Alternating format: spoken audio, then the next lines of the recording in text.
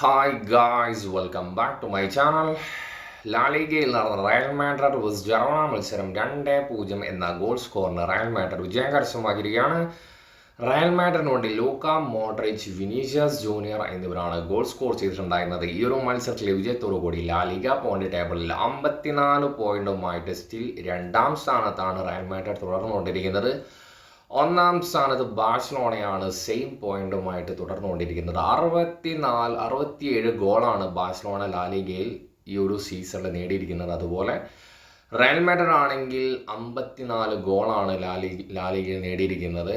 എന്താകും എന്ന് ഒരിക്കലും പ്രഡിക്റ്റ് ചെയ്യാൻ പറ്റാത്ത ഒരവസ്ഥയിലാണ് ലാലിഗ ടൈറ്റിൽ പൊയ്ക്കൊണ്ടിരിക്കുന്നത്. റീസെൻ്റ്ലി ഒരു 5-6 മാച്ചിന് മുന്നേ അത്ലറ്റിക്കോ റയലായിട്ടായിരുന്നു റേസ് ഉണ്ടായിരുന്നത്. പക്ഷേ ആ സമയത്ത് ബാഴ്സലോണ 3-ാം സ്ഥാനത്തായിരുന്നു. ഇപ്പോൾ അഗെയിൻ ബാഴ്സലോണ 1-ാം സ്ഥാനത്തേക്ക് കുതിച്ചിരിക്കുകയാണ്. ഇനിയിപ്പോൾ ഡെർബി മത്സരം അതുപോലെ എൽ ക്ലാസിക്കോ മത്സരം വന്നതിന് ശേഷം മാത്രമായിരിക്കും ആരാണ് വിൻ ചെയ്യുക എന്ന് ജസ്റ്റ് ഒന്ന് പ്രഡിക്റ്റ് ചെയ്യാൻ പറ്റുന്ന ആ ഒരു അവസ്ഥയിലേക്കെങ്കിലും പോകാൻ വേണ്ടി സാധിക്കുകയുള്ളൂ. ഈ ഒരു മത്സരത്തിലെ പെർഫോമൻസ് നോക്കുകയാണെങ്കിൽ ലൂക്ക മോഡ്രിച്ചിൻ്റെ ആ ഒരു ലോങ് റേഞ്ച് ഷോട്ട് ആ 40 മിനിറ്റിന് ശേഷമാണ് ശരിക്കും വണ്ടർ അടിച്ചു എന്നൊക്കെ പറഞ്ഞു കഴിഞ്ഞാൽ അങ്ങനെ ഇതിനു മുന്നേ ഒരുപാട് ലോങ് റേഞ്ച് അടിച്ച ഒരു പ്ലെയർ തന്നെയാണ് ലൂക്ക മോഡ്രിച്ച്. പക്ഷേ ഈ റീസെൻ്റ്ലി കളിച്ച ഒരുപാട് മാച്ച് കമ്പയർ ചെയ്യുന്ന സമയത്ത് ഇതുപോലൊരു ഗോളൊന്നും മോഡ്രിച്ചിൻ്റെ ഭാഗത്തു നിന്നും കാണാൻ വേണ്ടി സാധിച്ചിട്ടുണ്ടായിരുന്നില്ല. ആ ഒരു ഗോള് കണ്ട ബെല്ലിങ്ങാമിൻ്റെ ആ ഒരു ഫേസ് എക്സ്പ്രഷൻ ഗാലറിയിൽ കാണിക്കുന്നുണ്ടായിരുന്നു. ഈ ഒരു ഗോൾ അടിച്ചത് കൊണ്ടാണോ എന്ന് അറിഞ്ഞുകൂടാ. അഗെയിൻ 2026 വരെ കോൺട്രാക്ട് എക്സ്റ്റൻഷൻ കൊടുക്കാൻ പോകുകയാണ് എന്നാണ് റീസെൻ്റ്ലി വരുന്ന റൊമാനോയൊക്കെ റിപ്പോർട്ട് ചെയ്യുന്നത്. റയൽ മാഡ്രിഡിൻ്റെ ഒരു ഹിസ്റ്ററി തന്നെയാണ്. ഈ ഒരു 39 നെക്സ്റ്റ് ഇയർ ആകുമ്പോഴത്തേക്ക് 40ാമത്തെ വയസ്സിൽ റയൽ മാഡ്രിഡ് പോലത്തെ ഒരു ക്ലബിൽ കളിച്ച ഏക താരം മോഡ്രിച്ച് തന്നെ ആയിരിക്കും. ഓരോ സീസൺ കഴിയുന്നതോറും ഫോമൗട്ടാകും എന്ന് നമ്മളെല്ലാവരും എക്സ്പെക്റ്റ് ചെയ്യും. കാരണം 40ാമത്തെ വയസ്സിൽ ഇത്രയും യങ് പ്ലെയേഴ്സിൻ്റെ കൂടെ ഇത്രയും കട്ടൊക്കെ പിടിച്ചെടുക്കുക എന്ന് പറയുന്നത് ഒരിക്കലും ഈസി ആയിട്ടുള്ളൊരു കാര്യമല്ല. നമ്മളിപ്പോൾ റയൽ മാഡ്രിഡിൽ കളിച്ച ഒരുപാട് പ്ലേയേഴ്സിനെ നോക്കുകയാണെങ്കിൽ ഇപ്പോൾ ബെൻസിമ ആയാലും ക്രൂസ് റിട്ടയർ ചെയ്തു. അതുപോലെ റൊണാൾഡോ ആയാലും സൗദിയിലേക്ക് പോയി. ഒരുപാട് പ്ലേയേഴ്സിനെ നോക്കുന്ന സമയത്ത് മാക്സിമം ഒരു 34, ബെൻസിമ എനിക്കൊന്ന് 35 വയസ്സ് വരെയാണെന്ന് തോന്നുന്നു തുടർന്നിട്ടുണ്ടായിരുന്നു. പക്ഷെ ബെൻസിമയ്ക്ക് എക്സ്റ്റൻഷൻ കൊടുക്കുമായിരുന്നു. ബെൻസിമ സ്വന്തം ഇഷ്ടപ്രകാരം പോയതാണ്.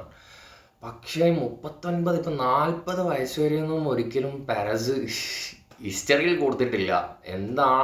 പക്ഷെ ഓരോ സീസൺ കഴിയുന്നതനുസരിച്ച് മോഡ്രിച്ചിനെ നോക്കുകയാണെങ്കിൽ അഗെയിൻ പ്രൈം ഫോം എന്നല്ല, ഒരിക്കലും ഡൗൺ ആകുന്ന ഒരു സിറ്റുവേഷനിൽ പോകുന്നത് കാണാൻ വേണ്ടി സാധിച്ചിട്ടുണ്ടായിരുന്നില്ല. എന്തായാലും മോഡ്രിച്ചിനെ സംബന്ധിച്ചിടത്തോളം വളരെ ഹാപ്പി ആയിട്ടുള്ളൊരു ന്യൂസ് തന്നെയാണ്.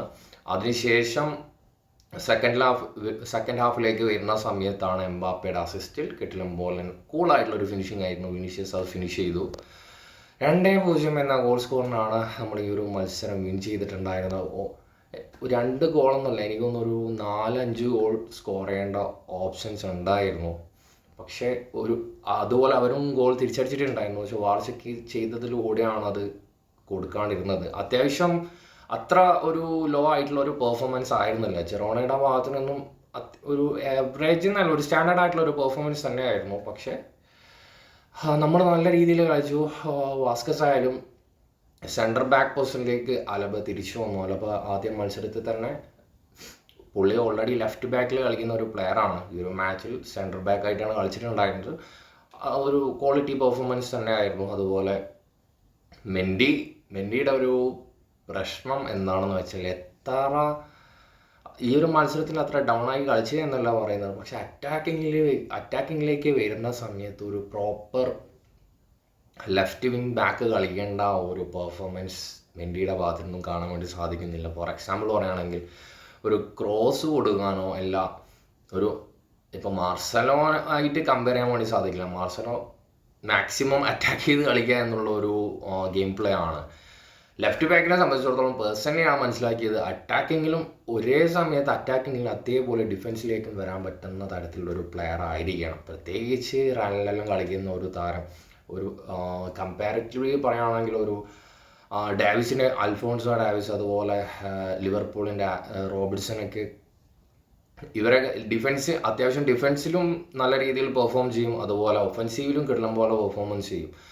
മെൻഡിനെ സംബന്ധിച്ചിടത്തോളം ഡിഫൻസിൽ അത്യാവശ്യം ഓക്കെയാണ്, ചില സമയത്ത് ഡിഫൻസും നല്ല രീതിയിൽ ഡൗൺ ആവാറുണ്ട്. അപ്പം എന്തുകൊണ്ടും മെൻഡിയുടെ ആ ഒരു പ്രശ്നം നെക്സ്റ്റ് സീസണിലെങ്കിലും ഒരു പ്രോപ്പർ ലെഫ്റ്റ് വിങ് ബാക്കിനെ കൊണ്ടുവരാതെ വളരെ സ്ട്രഗിളിങ് തന്നെ ആയിരിക്കും.